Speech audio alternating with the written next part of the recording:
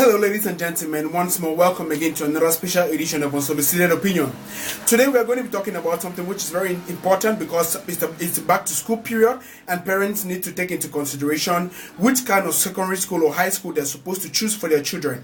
Now, every parent has a right and it's a priority for them to make sure that their child gets the best education that they can ever offer in life. But now, are you that kind of a parent that chooses a school because your peers are choosing the same school? Or are you that kind of a child who is in competition to send your children somewhere else? Now, we have to take into consideration our capacity to pay their school fee and their capacity of them having the best education, the kind of teaching programs they have, what motivates the child to go to school, and other important things that we have to take into consideration.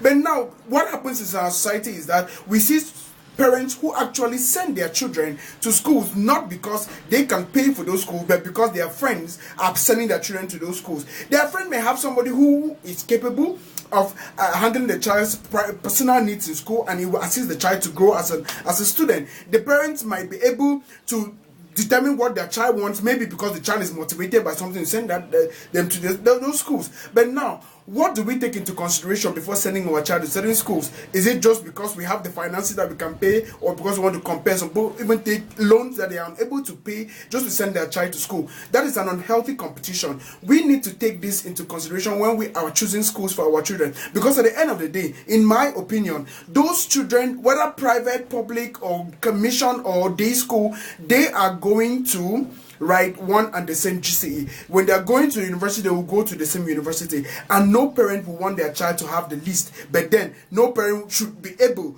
or should be willing to plunge themselves into problems by sending their children into schools which their children are not comfortable in going to. And definitely, when we do this, we would also take into consideration our capacity to pay, because now competition to sending children to boarding schools and other stuff, it's not healthy.